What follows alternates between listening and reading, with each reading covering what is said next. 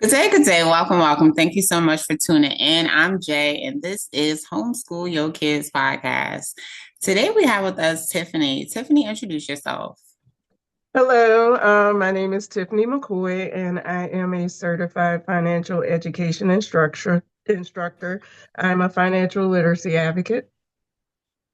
Okay, and how do we get on this path? How do we get to advocating for financial literacy?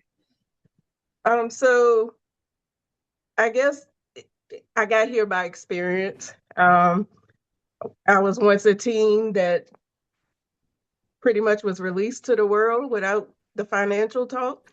And so I started in the finance industry in 2007. I didn't have any knowledge or experience about the industry. I actually was sent to a brokerage firm as a temp employee to fill in for 3 months. And I kind of impressed them with my organization skills a lot in those 3 months. So they hired me without any knowledge of the finance industry. So I've been there for 19 years now, and Oh, wow. yeah, I've earned promotions and certifications along the way.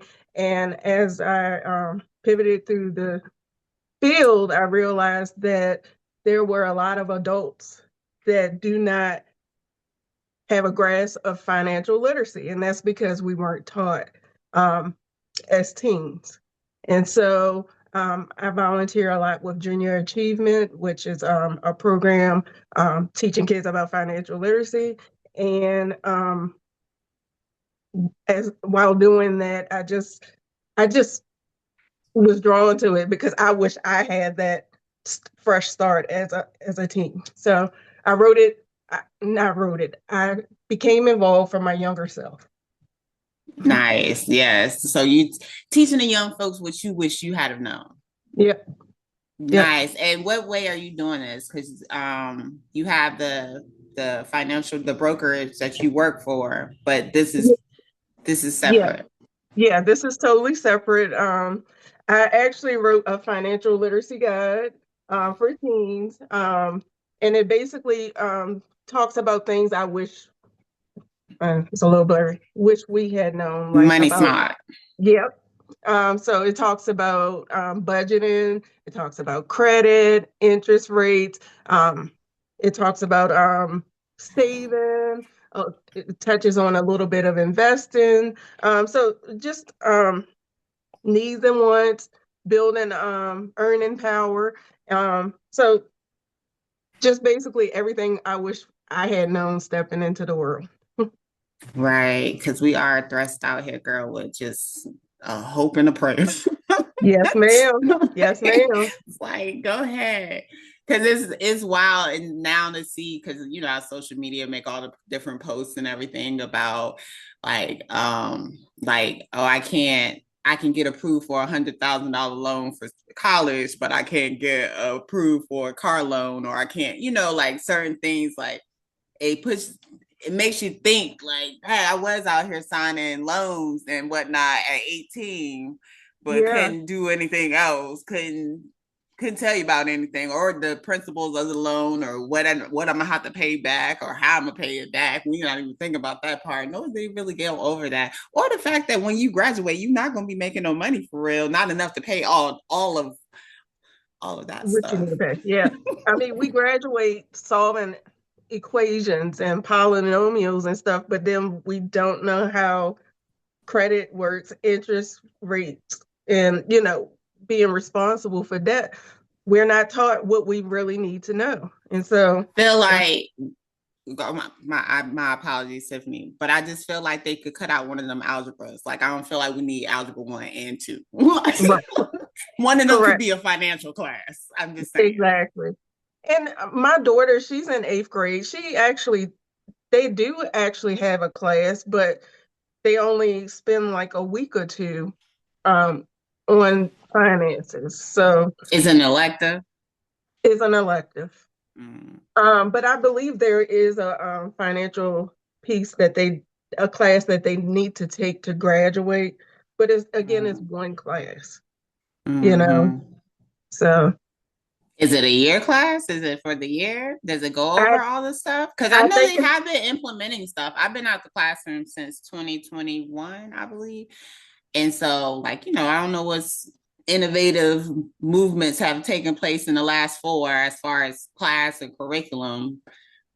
I'm not completely sure because she hasn't gotten to high school yet.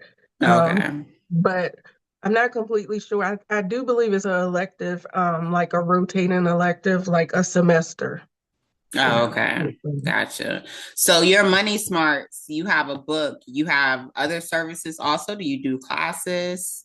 Yeah, so I do workshops.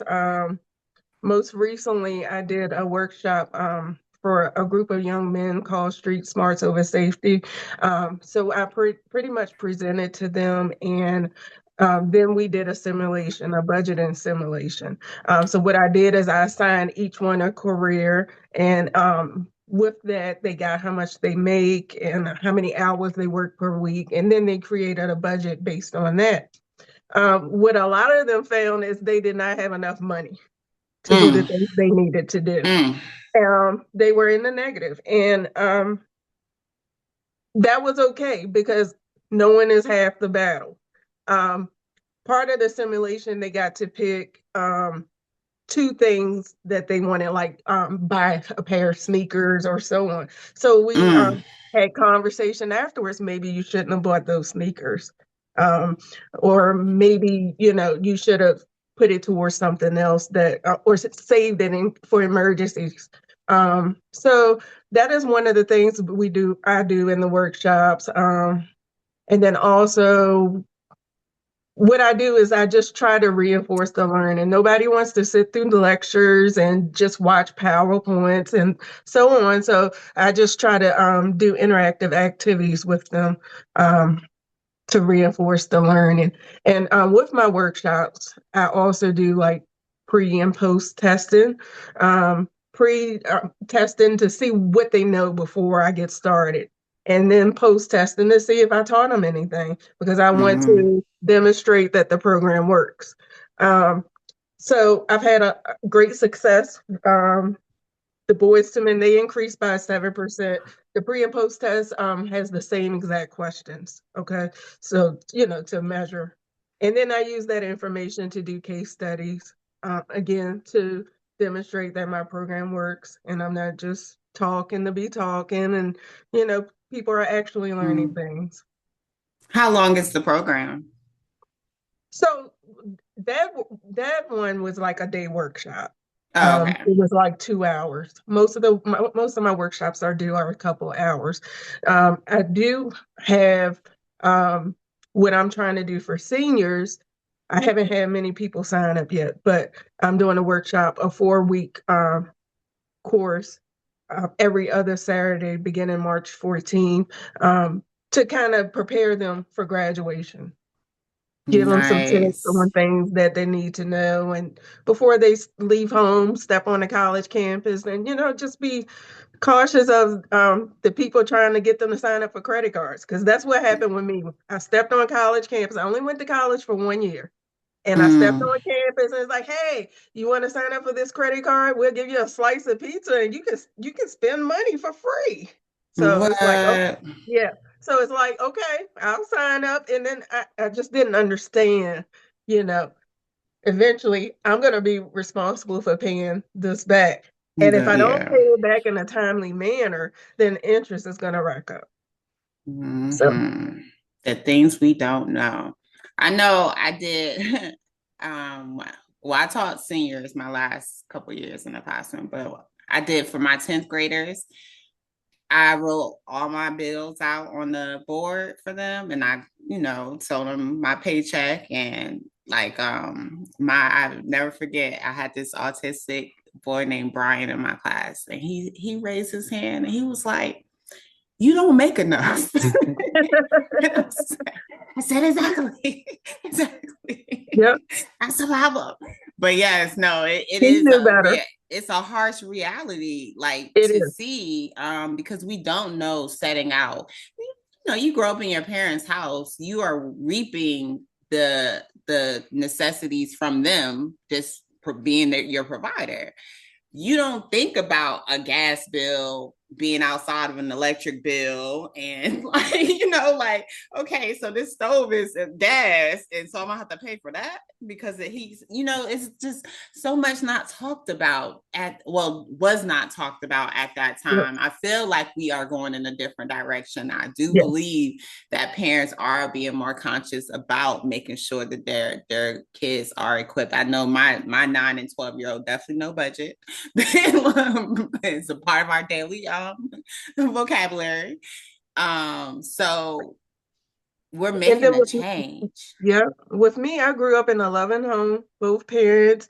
I had everything I needed, but in their mind is stay in a child's place. You don't need to worry about Mm-hmm. certain things. And my daughter's in therapy, and a couple of things that I've learned from her therapy sessions indirectly is we can't continue to shield children from, Mm, because that's how we get thrown in the world and surprised. Like, oh, I didn't know we had to do this. But just having right. conversations, I also encourage and post like monthly challenges for families to do with their kids, like pull out a utility bill and look at it with them and let them know what affects this bill. Falling Mm-hmm. asleep with your TV on, leaving the lights on when leaving a room, and so on, and just show them how much it costs, Mm-hmm. and have real conversations with them about the bill, and then talk about how you can reduce it. Right. So that's another thing I do.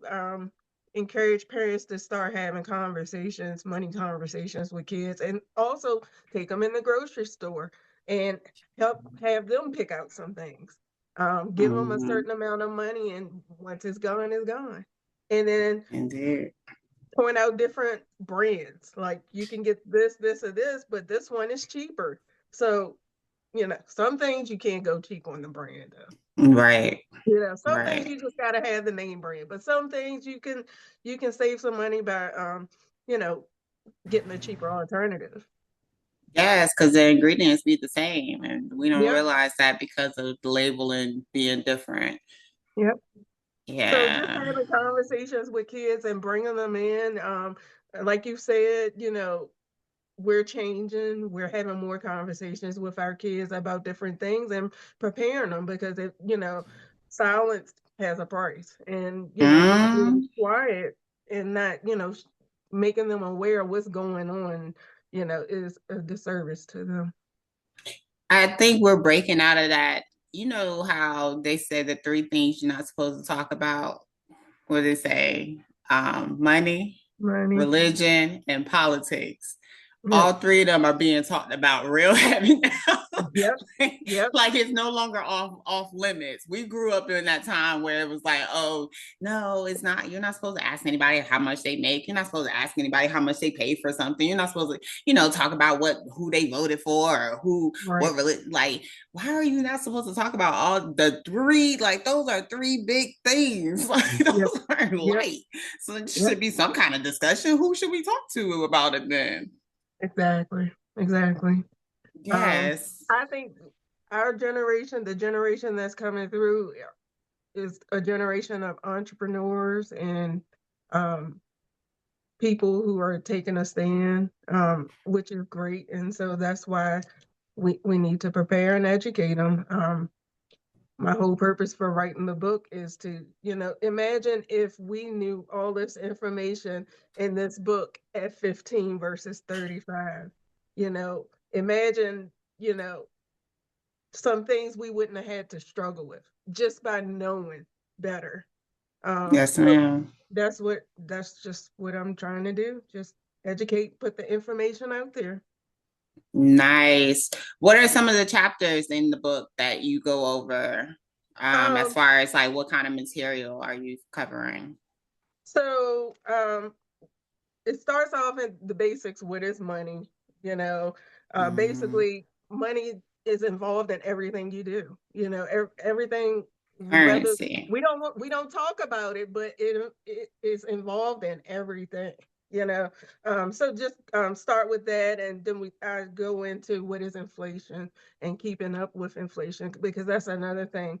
Um, People are taught to save. Okay, yeah, we're gonna save, but if you're not keeping up with inflation, your money is staying the same. It's not growing. So that's another thing Mm-hmm. I get into as well. Then needs and wants. That is a big thing. Knowing if you really need it or you just want it. That's half the battle right there. Um, Yes, so ma'am. just asking yourself, do I need this at this time?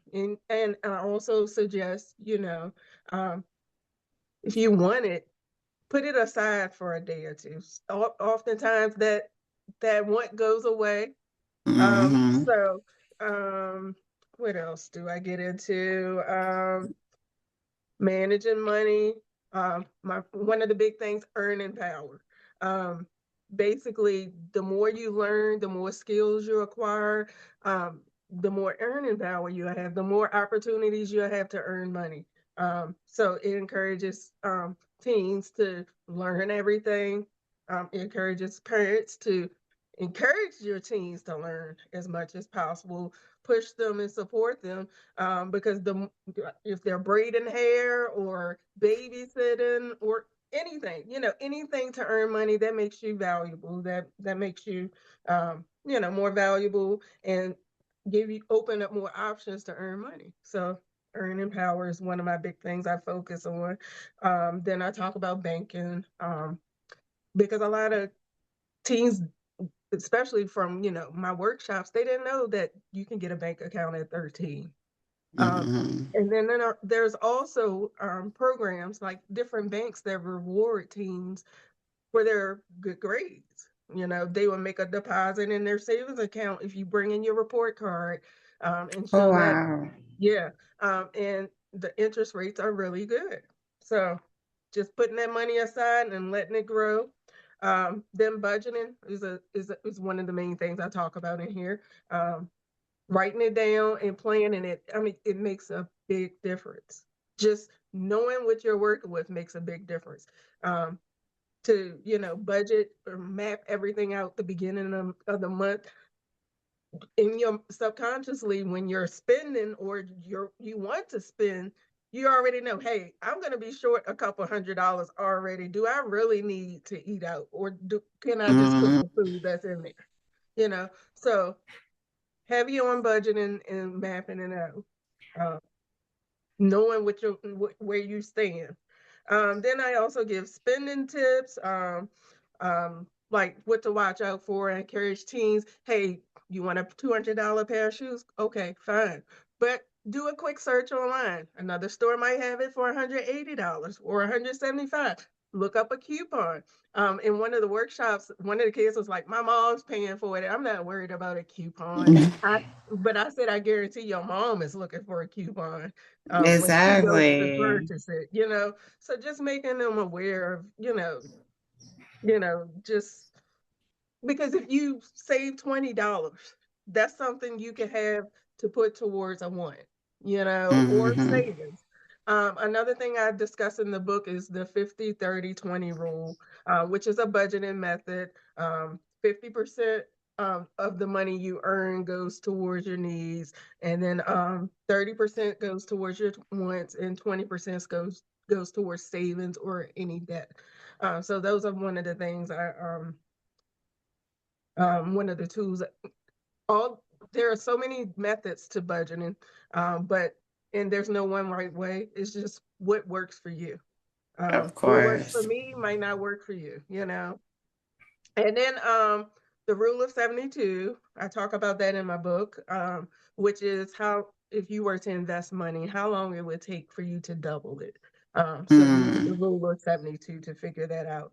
Then I talk about debit and credit cards and interest, and I talk about student loans. I go over a little bit of everything. Nice. Auto loans, how loans work, avoiding scams, um, saving for the future, and then intro to investing. I don't get too heavy in it. Um, My book is a very easy read. I didn't want to pile on a lot of information, but I wanted to provide enough. Um, it's a very easy read. It's full of illustrations, um, and it's not packed with a lot of information, but it's enough. It's what you need to know. Mm-hmm. Yes, and parents have to know, like, if you don't know, because we're not well versed in this stuff. We're still growing and learning ourselves, and it's okay to learn these things alongside your child. It's never too late to learn it. So Yeah.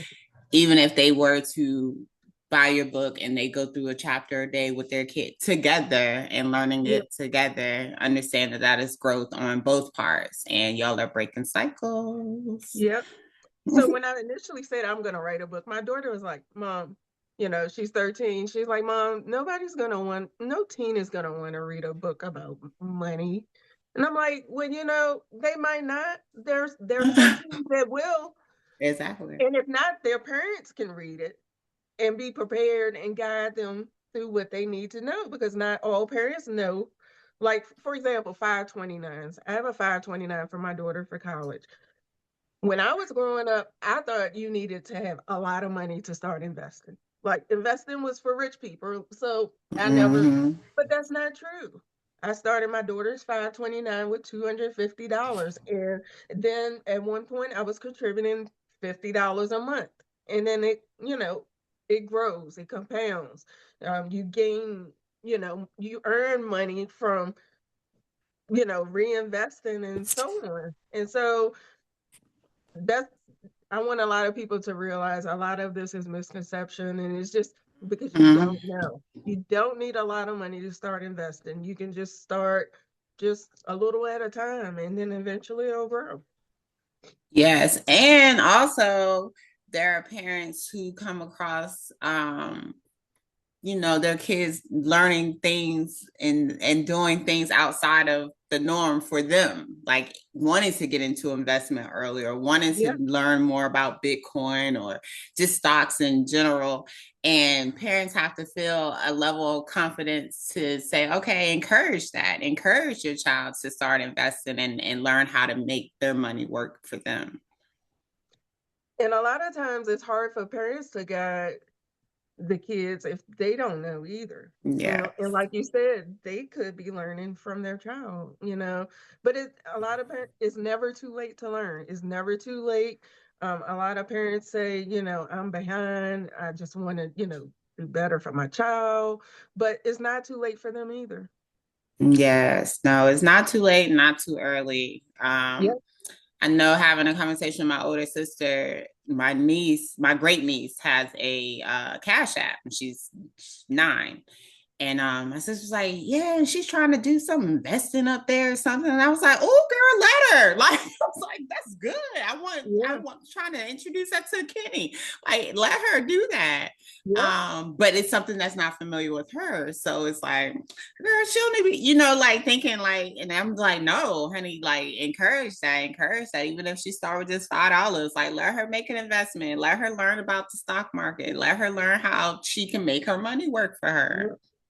And a lot of times, we are in survival mode. And so it's like Girl. we need that money now.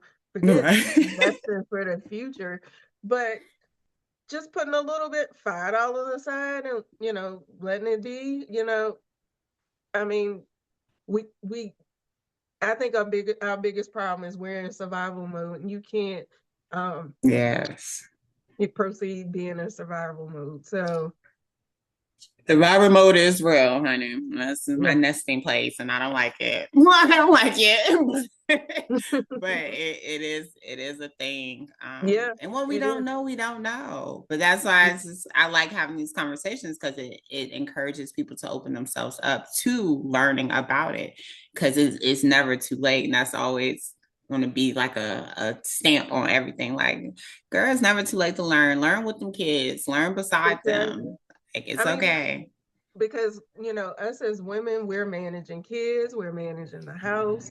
Um, we are already financial managers in a sense, but a lot of times, sometimes we're robbing Peter to pay Paul and rearranging this to pay that and so on. And it's not because we're dumb or it's because we were untaught. Yes, ma'am. That is a thing. That is a We just got thing. to figure it out as we go. Yes. So your Hmm. workshops that you offer, are they something that they could just find on your website, or how do you schedule these? Yeah. So my website is www.moneysmartwithtiffany.com, and I have a section on there for workshops, and you can pretty much people can pretty much email me um and reach out about a workshop. I have different organizations that I work with that currently that I'm in the works with scheduling, workshops based, and all my workshops are catered to the needs of the organization. Mm-hmm. So, um, one organization might want have high schoolers that's looking to go to college. So I do have a curriculum that kind of prepares them on moving out. And we go through the things, talk about the expenses that they're going to incur and so on, and do a budgeting simulation based on that. um, so again, all the workshops are tailored to the needs of the participants, but you can schedule and book on my website. I also have I also include upcoming workshops that I'm doing and links to past workshops that I've done, so you can see you know, how I went.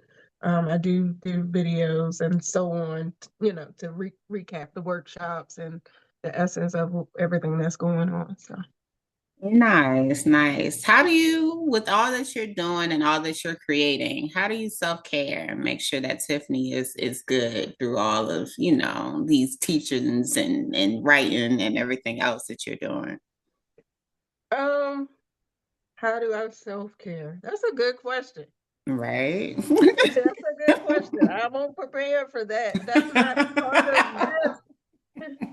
Um, but I have a lot of support. I have a fiance that supports me, and he reminds me how special I am all the time, my kids. But I have a lot going on in life right now that this is my passion, and it's my purpose, and it doesn't feel like work to me. I look Nice. forward to creating, new curriculums and so on. Like, I look forward to talking to people. I look forward to educating someone, and you know, so yeah, not a whole lot of self-care right now. I'm in the building Mm, era. But sometimes you gotta work a little harder, um, to play a little harder. So that's the era I'm in right now. indeed. Indeed. But make sure you take care of yourself, Tiffany. It's not an option. It's not an I option. It's got not you. something to I put got off. you. I got you. Yes. Make sure you take care of you, honey. So, okay. Curriculum. Do you provide curriculum? Because I was actually just on somebody's post, and someone was looking for curriculum that was created by Black people, African Americans, what they use, but Black people. And do you create curriculum that is I, available? yeah, I do. I haven't, been contracted to create a lot of curriculums. A lot that I put out, I use in my workshops right now. Mhm. But I am a certified financial education instructor, and I earned it through the National Council of Financial Educators. And one of the things that, they teach us is to be very interactive. Because nobody wants to sit through lectures. And, you Mhm. know, it makes it stick a lot more. But I do have curriculums. Most of them are simulations, but I do have material also in my vault, I guess you'll call it. That Okay. I'm constantly working on. Like this month, I didn't have any workshops, which was good because um, I needed the downtime to kind of, put things in place and be prepared, because in January I had workshops every weekend, and it was kind of hard to, just prepare and, gather my material and, put things in play that I wanted to put in play. But this month having downtime allowed me to do that. So Okay, nice, nice. And what's the like the age range that you work with? um so my book is Money Smart, a financial literacy guide for teens. So Okay. I initially started out focusing on teens, um, mainly because that's the era that is very important, and I feel like that they would be more open to learning about money. Um, but then it's like I got, hey, can you do a family financial literacy workshop? With parents and their kids. So then I branched out to parents next month. I live in Chesterfield County in Virginia, and Chesterfield County schools reached out to me to speak to parents um, of kids, parents of kids in the district. So I have that coming up in a couple weeks. So I'll be speaking to parents, and I'll be providing them practical conversations that they can have with their kids because it starts at home. Then I'm doing the Boys and Girls Club with, kids under 10. So Mhm. I can't really say I have an age range. My target is anyone that's willing to learn and wants to lay a solid financial foundation for themselves. Um, and that consists of parents because parents are, the caregivers of teens. And like I said, it starts at home. They can start having conversations, and then it branches out. So I don't, anybody connected to a teen or youth is my audience. Okay. Easy, easy. Yeah, And look, you in Virginia, and you are actually scheduled to be a speaker at our Virginia Expo that I'm very excited about. I'm But very you from excited. Baltimore. You from Maryland. No, No? no. Why you say that? What? Because of how you like that do and that they sound a little bit up there. Girl, I'm No? so country. I am so Really? country. You wouldn't even know. If I told you where I was from, you wouldn't even know. So, nah, I'm not from Maryland. But I've been Really? in Richmond for 25, ever since I graduated high school, Oh, which was, okay. I ain't gonna tell you how many years ago, but um, yeah, I am very country. What? I'm Yeah, here in Baltimore, girl. I was no, like, this whole time, like, okay, I know she signed up for the Virginia Expo, but I really feel like she from Maryland. no. Oh, okay, I got it wrong. That's Yep. fine. So I am from the Tappahannock area where Chris Brown is from, which is very, Okay, in Virginia. very country. Yeah. Yes. Mhm. Yeah. I grew up in Virginia. Well, but I grew up in Virginia Oh, did Beach. you? Yeah, I graduated and I taught in Norfolk, Virginia, but I graduated in Virginia Beach. And so Okay. that's Hampton And Roads is where are my you now? stomping ground. Today I'm in Cali, but I That's why live I in say you all over the Phoenix. place. Like today. But we live in Phoenix though. We live in Okay. Arizona. So Okay. yeah. That's home base, home base. All right. So Tiffany, before I let you go, Okay. one more question.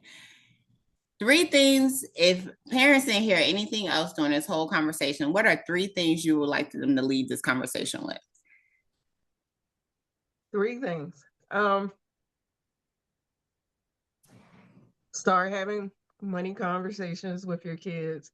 Um, Bring them into your world and introduce them, even if it's a struggle. We are beyond shielding kids from the struggle is reality. So have conversations with them. Um, Another thing would be to, of course, we all want better for our kids. So do what it takes, provide them with the resources that they need. Yes, the Um, books. yeah, because if you don't know it, seek the resource. Um, One thing with my workshops and my book, it doesn't stop there. It is not, oh, I wrote this book, buy my book, see you later, or come to my workshop. All right, see you later. I continue to reach out to people. I continue to provide information. It's an ongoing process, and financial literacy doesn't stop with one thing. So that's what a true financial literacy advocate is going to keep, being involved in any capacity. So seek resources. You don't have to know everything, but there's resources out there to help you and lay a better foundation for your child. And the third thing would be, ooh, third,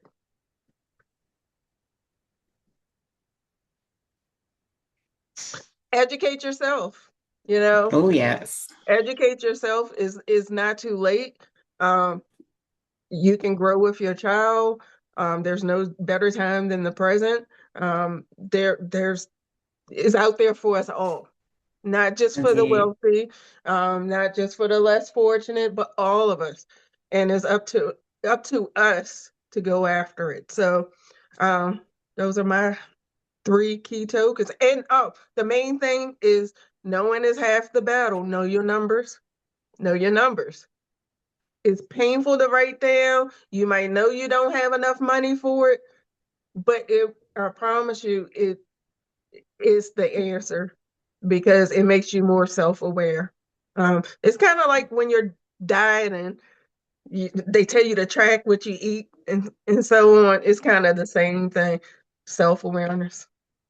Gotcha. Yes, yes, yes. I love it. Thank you. Thank you for seeing a problem and being a solution.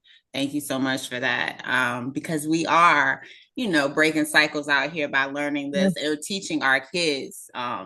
Really, that's where that cycle breaking really comes into place when we teach our kids what we wish we would have known at their age. Yeah.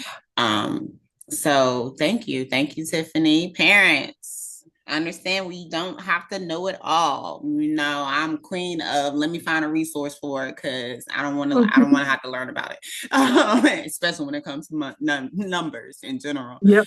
But reach out, connect with the resources. Start the Mhm. conversations, attend the workshops. I like Yep. attending workshops. Yep. Just gather the information because what you don't know, but it's still up to you to learn it.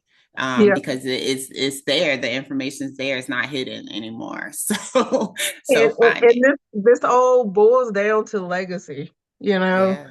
Especially, a lot of people think that, oh, if I want money, that means I'm greedy, or no, it's legacy, inheritance. People of our kind, a lot of times we don't leave much to our kids, and that's because we don't know how. So Yes. the time is now. Yes, yes, yes. Have to snap for that one. Have to Yes, snap. It's all about the yes, yes, legacy and continuing and yes, what your grandbabies are going to be able yes, to reap from the work that you're putting in now. Like that yep. is what it's about. So thank you, Tiffany. Thank you so much. And I appreciate everything you're doing as well. I appreciate you for that. I'll see you soon, girl. And Yes, ma'am. parents, homeschool your Yes, kids. yes, yes, ma'am.